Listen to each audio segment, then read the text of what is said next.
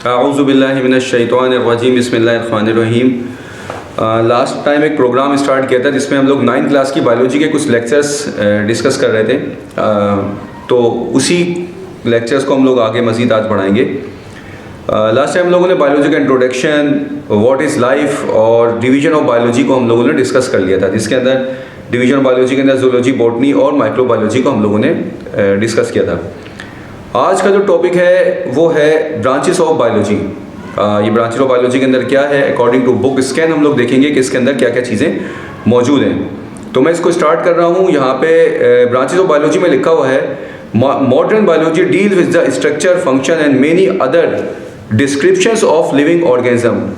तमाम जानदार के बॉडी का स्ट्रक्चर कैसा है, 2 पैर पे चलता है, 4 पैर पे चलता है, दुम है, नहीं है, जो भी उसका स्ट्रक्चर है, उसका फंक्शन है, उसकी क्या डिटेल्स हैं, किस तरह का जानदार है, ये सब हम लोग ब्रांच ऑफ बायोलॉजी के अंदर डिस्कस करते हैं। इसके बाद इसमें लिखा हुआ है एडवांस रिसर्च ड्यूरिंग 20वीं सेंचुरी, 20वीं सेंचुरी के एडवांस रिसर्च के मुताबिक had led to the division of biology into specialised branches. जो बायोलॉजी की जो डिवीजन थी 3, यानी कि बॉटनी, ज़ूलॉजी और माइक्रोबायोलॉजी, इसको मजीद कई ब्रांचेस के अंदर डिवाइड कर दिया गया। Some important branches are defined below. इसमें से कुछ ब्रांचेस ऐसी हैं जो कि इसमें डिस्कस किया जाएगा। तो टोटल 15 ब्रांचेस यहाँ पे मौजूद हैं। तो मैं स्टार्ट करता हूँ अपनी पहली ब्रांच से। हमारी पहली ब्रांच यहाँ पर है मॉर्फोलॉजी। यहाँ पे देखिए ब्रैकेट के अंदर GR लिखा हुआ है। GR का मतलब है ग्रीक वर्ड, मॉर्फ का मतलब है फॉर्म और लोगोस डिस्कोर्स क्या मतलब है, मॉर्फ का मतलब है कैसा बना हुआ है। मैंने अभी पीछे बात करी कि उसके पर हैं या नहीं हैं, 2 पैर वाला है, 4 पैर वाला है, पेट के बल रेंगने वाला है, जानदार किस तरह का है, उसका स्ट्रक्चर कैसा है। तो हम लोग स्ट्रक्चर पे यहाँ पे देखते हैं कि जानदार का स्ट्रक्चर कैसा है। तो स्ट्रक्चर अभी हम लोग डिस्कस करेंगे, तो हम लोग मॉर्फोलॉजी का वर्ड इस्तेमाल करेंगे और मॉर्फोलॉजी पढ़ेंगे। नेक्स्ट है आपका एनाटॉमी। एनाटॉमी में देखें आप लोग, शुरू में ब्रैकेट के अंदर लिखा हुआ है GR। ये भी आपका ग्रीक वर्ड है। आगे लिखा हुआ है एना। एना का मतलब है पार्ट, या फिर पार्ट जो है बना हुआ कैसा है, पार्ट है। टोम जो है कटिंग। और आगे लिखा हुआ है the study of internal part of the body of living organism by cutting them open. किसी भी जानदार के बॉडी के ऑर्गेन्स को निकालना, उसको देखना कि वो ऑर्गन कैसे काम करता है, उसको समझना, ये सब हम एनाटॉमी के अंदर देखते हैं। थर्ड डेफिनेशन यहाँ पे है सेल बायोलॉजी की। सेल बायोलॉजी में देखें एल का लफ्ज लिख के उसके आगे लिखा हुआ है सेल्स। एल जो है लैटिन वर्ड को एक्सप्लेन करता है। और कंपार्टमेंट लिखा हुआ है। कंपार्टमेंट का मतलब होता है कि किसी भी चीज़ के छोटे छोटे खाने। आगे बाकी बायोलॉजी के बायो का वर्ड ये हम लोग डिस्कस कर चुके हैं। इसकी डेफिनेशन में लिखा हुआ है the study of cells and its organelles.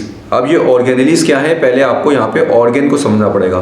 किसी भी जानदार के अंदर जितने भी बॉडी के पार्ट लगे होते हैं, दिल हो गया, फेफड़ा हो गया, जिगर हो गया, ब्रेन है, स्टमक है, लार्ज इंटेस्टाइन है, स्मॉल इंटेस्टाइन, जो कुछ सारे जितने भी पार्ट अंदर लगे हुए हैं, ये सारे ऑर्गेन्स कहलाते हैं। लेकिन अगर सेल को देखा जाए तो सेल के अंदर ऑर्गेन नहीं होते। सेल के अंदर जो पार्ट होते हैं उनको हम ऑर्गेनेलीज कहते हैं। तो सेल को पढ़ना और सेल के ऑर्गेनेलीज को पढ़ना, ये हम लोग पढ़ेंगे सेल बायोलॉजी के अंदर। नेक्स्ट है हमारा फिजियोलॉजी। फिजियोलॉजी में लिखा हुआ है study about the function of living organism. तमाम बॉडी के अंदर जितने ऑर्गेन्स लगे हुए हैं, तमाम सिस्टम जो लगे हुए हैं, जैसे डाइजेस्टिव सिस्टम है, नर्वस सिस्टम है, स्केलेटल सिस्टम है, मस्कुलर सिस्टम है, कार्डियोवैस्कुलर सिस्टम, जितने भी सिस्टम्स लगे हुए हैं वो कैसे काम करते हैं, ये हम फिजियोलॉजी के अंदर स्टडी करते हैं। नेक्स्ट है आपके छठी जो ब्रांच है वो टैक्सोनॉमी। टैक्सोनॉमी के अंदर देखिए ये ग्रीक वर्ड है टैसिस, अरेंजमेंट और नोमोस नेम से निकला है। यानी कि तमाम जानदार को हम लोग कोई नाम दें, नेम बनाए, ग्रुप बनाए, ताकि उनको पढ़ना और उनको समझना आसान हो जाए। तो naming the study of the rules, principle, group and naming of the living organism. उस तमाम चीज़ों की स्टडी जिसके ज़रिए हम रूल्स, प्रिंसिपल और ग्रुप्स जो जानदार को दिए जाते हैं, उनके कौन से ग्रुप में कौन सा जानदार जाएगा, ये समा उसको नाम देना, ये सब हम लोग टैक्सोनॉमी के अंदर पढ़ते हैं। 7वीं ब्रांच है हमारी जेनेटिक्स। जेनेटिक्स के अंदर क्या लिखा हुआ है, the study of heredity that is transferring of characteristics from parents two of spring. तमाम जानदार के अंदर वो अपने उनके पेरेंट्स की तरफ से उनके अंदर कुछ कैरेक्टरिस्टिक्स ट्रांसफ़र होती है, अपने पेरेंट्स के मुशाबा होते हैं। सेम यानी कि जो पेरेंट्स के अंदर कैरेक्टरिस्टिक्स होती है वैसे ही होते हैं। उनके आइज़, उनके बॉडी का कलर, उनके हेयर्स, उनके एयर्स, ये सब जो है हम लोग जेनेटिक्स के अंदर स्टडी करते हैं। 8वीं ब्रांच है हमारी डेवलपमेंटल बायोलॉजी। ये डेवलपमेंट बायोलॉजी को समझाने के लिए यहाँ पे पहले एक वर्ड है एम्ब्रोज, जो ग्रीक वर्ड है एम्ब्रोन से निकला है। एम्ब्रो कहते हैं वो जानदार जो अपनी माँ के बतन के अंदर बनना शुरू करे। जब वो बनता है या फिर अंडे के अंदर मुर्गी का चूज़ा बनना शुरू होता है तो वो उसको एम्ब्रो कहते हैं। तो एम्ब्रो की जो स्टडी है वो आपकी डेवलपमेंट बायोलॉजी के अंदर हम लोग पढ़ते हैं।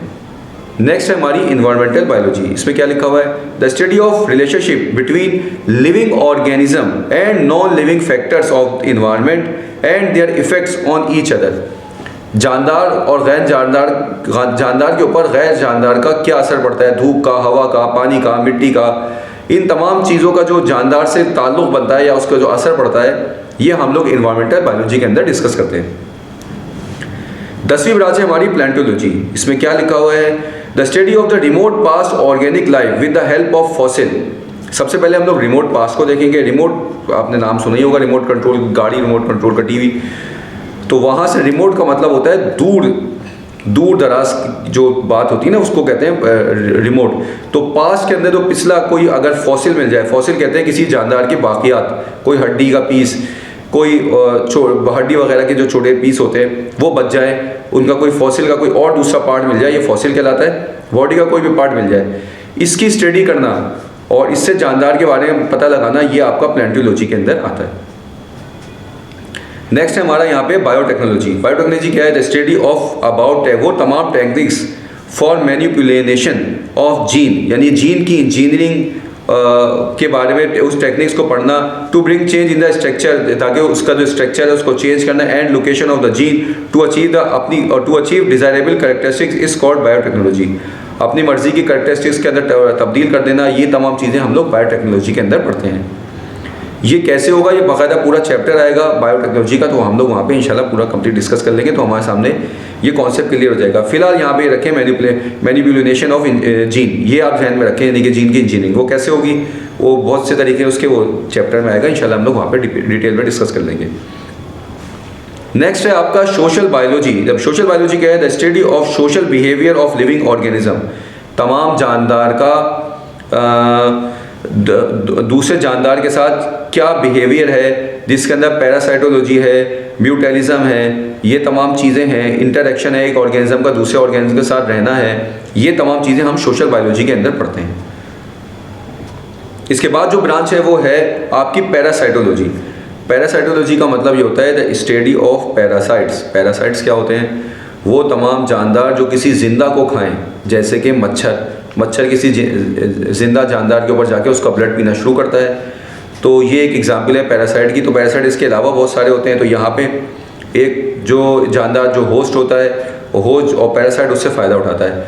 तो हम लोग पैरासाइटोलॉजी के अंदर तमाम उन जानदार को पढ़ते हैं जो कि पैरासाइट्स हैं, यानी किसी जिंदा को खाते हैं। तो इसके बाद जो नेक्स्ट एक ब्रांच आई है यहाँ पर, अच्छा यहाँ पे मेरे जहन में एक और जो ब्रांच आ रही है वो माइकोलॉजी है। जो माइकोलॉजी क्या है? माइकोलॉजी के अंदर हम लोग फंगी का स्टडी ऑफ फंगी को हम माइकोलॉजी कहते हैं। तो ये यहाँ पे मौजूद तो नहीं है, लेकिन मेरे जहन में एक बात आई तो मैंने कहा आपको बता दूंगा, फंगी की स्टडी को माइकोलॉजी कहते हैं। नेक्स्ट आपके पास है फार्माकोलॉजी। फार्माकोलॉजी के अंदर the study about the action of drugs. Different तरह की ड्रग्स होती हैं, यूजफुल और हार्मफुल। इनके जो एक्शंस हैं बॉडी के ऊपर, क्या असरात आते हैं, किसी जानदार के ऊपर क्या असरात आते हैं, ये सब हम लोग पैरासाइटोलॉजी के अंदर देखते हैं। नेक्स्ट हमारी है मॉलिक्यूलर बायोलॉजी। मॉलिक्यूलर बायोलॉजी के अंदर क्या करते हैं? Study of organic molecule.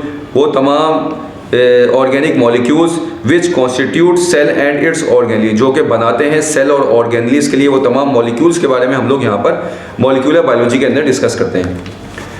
तो यहाँ पे हमारे पास 15 ब्रांचेस थी बायोलॉजी की जो हम लोगों ने यहाँ पे डिस्कस कर ली हैं। इंशाल्लाह हम लोग अपने नेक्स्ट लेक्चर में आपसे मुलाकात करेंगे। तब तक के लिए मैं आप लोगों को इजाज़त चाहूँगा। अस्सलाम वालेकुम व रहमतुल्लाह।